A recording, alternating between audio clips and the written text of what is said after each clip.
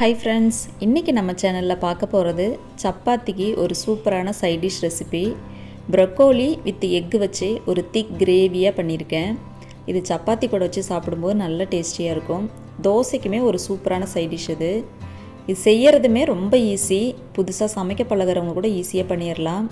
இந்த நல்ல டேஸ்டியான ப்ரொக்கோலி வித் எக் கறி எப்படி பண்ணுறதுன்னு பார்த்துடலாமா? இதுக்கு தேவையான பொருட்கள் என்னென்னு பார்த்துடலாம். ஒரு பெரிய சைஸ் வெங்காயம் பொடியாக கட் பண்ணி வச்சுருக்கேன். கொஞ்சமாக கேப்சிகம், ஒரு ப்ரொக்கோலியை சுடுதண்ணியில் போட்டு நல்லா வாஷ் பண்ணி எடுத்து வச்சுக்கலாம். ஒரே ஒரு பச்சை மிளகா, ஒரு ஸ்பூன் இஞ்சி பூண்டு பேஸ்ட்டு, ஒரு கொத்து கருவேப்பிலை, 3 முட்டையை நல்லா வேக வச்சு இந்த மாதிரி கட் பண்ணி வச்சுக்கலாம். சின்ன சின்ன பீஸாக கட் பண்ணி வச்சுக்கலாம்.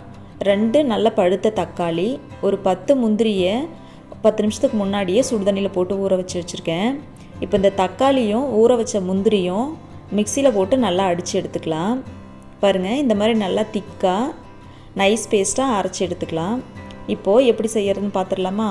அடுப்பில் ஒரு கடாய் வச்சுட்டு அதில் ஒரு 2 ஸ்பூன் கடலெண்ணெய் ஊற்றிக்கலாம். எண்ணெய் சூடானதும் அதில் 1 டீஸ்பூன் ஜீரகம் போட்டுக்கலாம். அது கூடவே ஒரு பிரியாணி இலை போட்டு நம்ம கட் பண்ணி வச்சுருக்கிற வெங்காயத்தை போட்டு நல்லா வதக்கிக்கலாம். வெங்காயம் நல்லா பொடியாக கட் பண்ணோம் அப்படின்னா கிரேவியும் நல்லா திக்காக வரும், சீக்கிரமாகவும் வதங்கி வந்துடும். வெங்காயத்தை கொஞ்ச நேரம் வதக்கி விட்டுட்டு இப்போ இது கூடவே பச்சை மிளகாயும் கருவேப்பிலையும் போட்டு வதக்கிக்கலாம்.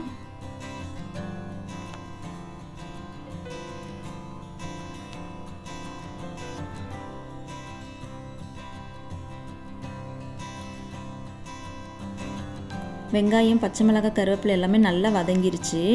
இந்த ஸ்டேஜில் நம்ம எடுத்து வச்சுருந்த இஞ்சி பூண்டு பேஸ்ட்டு சேர்த்து நல்லா வதக்கி விட்டுறலாம்.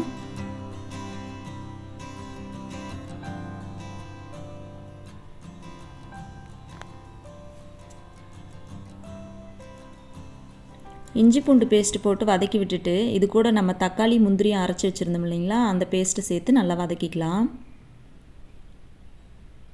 தக்காளி நம்ம பச்சையாக அரைச்சிருக்கிறனால இந்த எண்ணெயிலேயே ஒரு நிமிஷம் நல்லா வதக்கி விட்டோம் அப்படின்னா டேஸ்ட்டு நல்லாயிருக்கும்.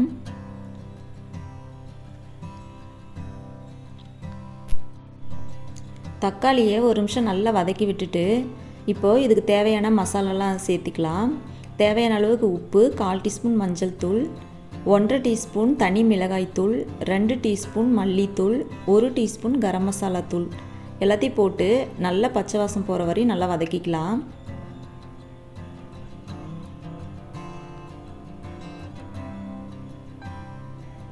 நல்லா வதக்கி விட்டுட்டு தட்டு போட்டு ஒரு நிமிஷம் கொதிக்க வச்சுக்கலாம்.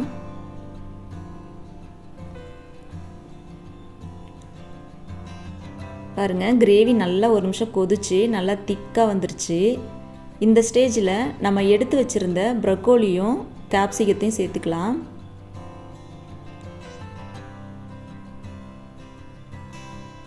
குடமிளகா கொஞ்சமாக போட்டால் போதும். உங்களுக்கு பிடிக்கணும்னா சேர்த்துக்கோங்க, இல்லாட்டி ப்ரொக்கோலி மட்டும் போட்டுக்கோங்க. காய் போட்டு நல்லா கிரேவியோடு கலந்து விட்டுறலாம்.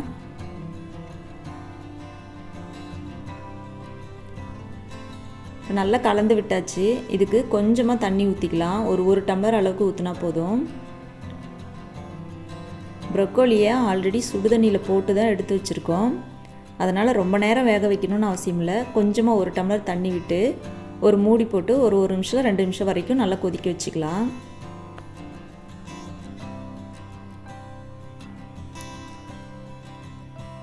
நல்லா கிரேவியோடு சேர்ந்து ப்ரொக்கோலி நல்லா வெந்து வந்துருச்சு.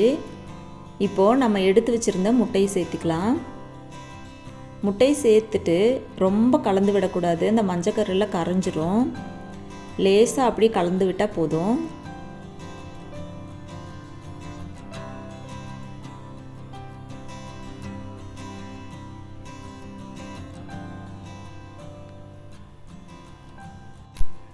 முட்டையை சேர்த்து நல்லா கலந்து விட்டுட்டு இது மேலே பொடியாக கட் பண்ண மல்லி இலை தூவி இறக்கிட்டோம் அப்படின்னா நல்ல ஒரு டேஸ்டியான ப்ரொக்கோலி வித் எக் கறி ரெடி ஆயிடுச்சு.